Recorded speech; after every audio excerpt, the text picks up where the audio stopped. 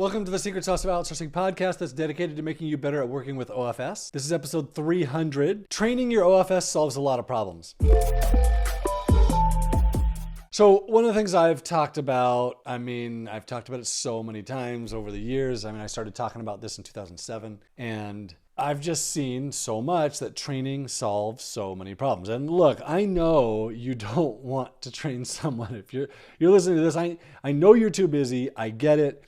I know you just want to hire someone who is already super skilled, and you can. That's totally reasonable. But you still have to bring them into your business. You still have to orient them. You still have to provide some training to them. So let me just talk about what I've done over the years and how I've done training and what I've seen from other people. So when I started, I was new.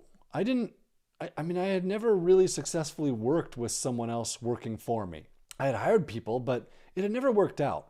The first time I hired someone in the Philippines, it was completely amazing for me. But he didn't know anything. I had hired a complete newbie. That was the only option I had through an agency. They just pulled someone off the street where I wanted someone who was really talented, and that wasn't an option. But as soon as he started working for me, I started giving him training on things. I started teaching him how to do the processes that I wanted done. And it worked out really, really well. He was then doing things that I had previously been doing, and he was doing them the way that I wanted them done, and it's getting done, and it was taking things off of my plate. And I've seen a lot of really, really successful business owners hire people this way, where you hire people that have some general skills, but more importantly, you're hiring a personality who's going to work for you, hopefully for the next 20 years. And if the personality fits and the person seems eager to come to work, well, you can train them to do the things that you want done.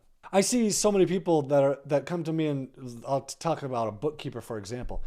They need someone that can do bookkeeping, but they need someone that already knows everything. Well, that's fine. It's super simple to hire a bookkeeper, but your books are different than every other business's books. They're all at least somewhat different. And so you're still going to have to provide some training. And realistically, how hard is it to train someone from the beginning, from newbie to being able to do your books? You learned it yourself, right? And then bookkeeping, really, if you took a newbie, someone who was just, all they did was speak great English, would it be really that difficult to teach someone how to keep your books? Now, bookkeeping may not be the best example for this, although it might be. You learned how to keep your own books, right? So maybe you make some number of videos. Maybe it takes you half an hour to teach someone, and then they have questions. And so it's going to take you a couple hours over time, but then it's done perfectly. And you have someone with bookkeeping skills and with whatever other skills they had in addition to that. And you've just taught them how to do your bookkeeping. Now, bookkeeping is just one example of this. And I wouldn't do this with graphic design. I wouldn't do this with programming. I wouldn't do this with CAD. I wouldn't do this with technical skills, but I would do this with things that I thought, wow, it's just not going to be that difficult to teach someone how to run our social media management if I already understand how to do the social media. We already have a process. I already know what's going on. Or we already know how to generate leads. Well, I don't really need to hire someone who's an expert at lead generation. I can provide them training on how I generate leads, and then they can do that work for me. Now, a lot of people think that what I'm saying is perfect for a newbie. If your business is new and you're not making very much money, which it is, you can hire someone who's low skill and teach them on the things that you do, which is kind of what I did when I started. However, I still do this today.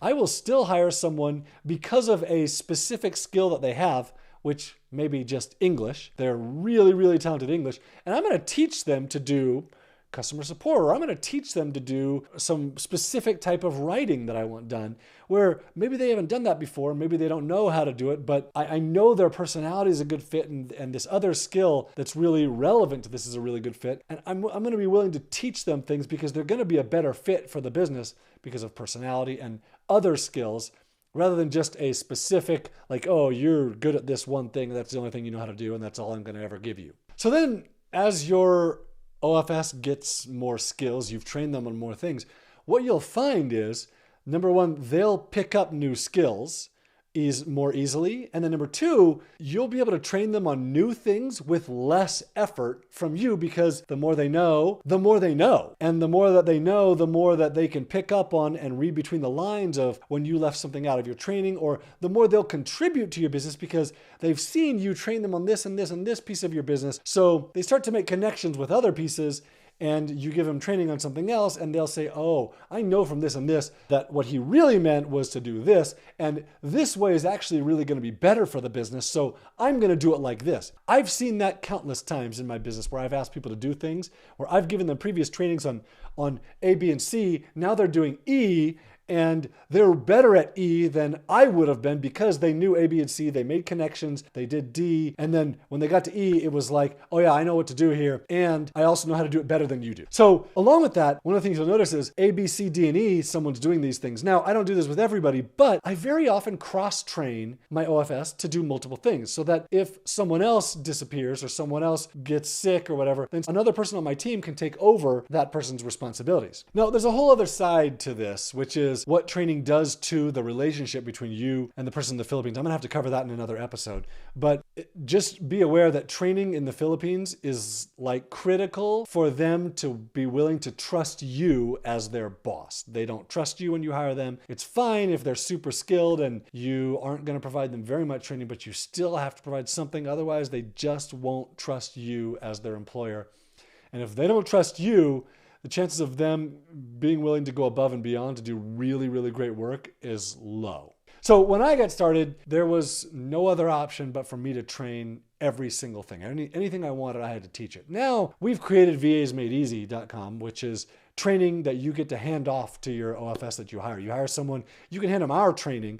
And realistically, it doesn't really matter if it's your training or my training for them gaining your trust. Really, they just want to know that you're willing to invest in them, that you care about them and they're succeeding in their job. And if you give them my training that I've created from VAsMadeEasy.com, it will have the same effect on them. Now, you're still going to have to personalize things for your business, but it's such an easy way to get someone going really, really well in your business. Now, let me add one last thing to this. And this is the I'm super direct and I am really good at offending people. But if you're saying to yourself, I'm too busy to train someone, maybe you should stop, take a step back and think about what you're saying. Like, you're saying, no, I'm too busy to invest in myself. I'm too busy to make my business grow.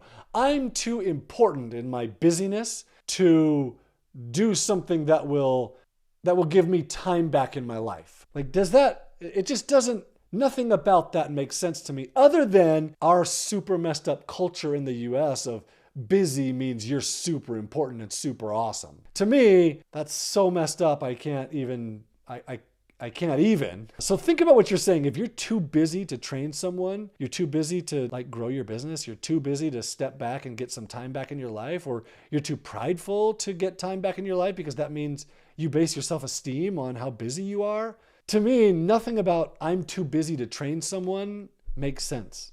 So if that's the story you're telling yourself, think about that story and the consequences it's having in your business and in your life, potentially, of, wow, you're super duper busy. And that may sound really awesome as you brag about you working 16 hours a day, but man, I work 2 to 3 hours a day and it's really, really nice and much better than working 15.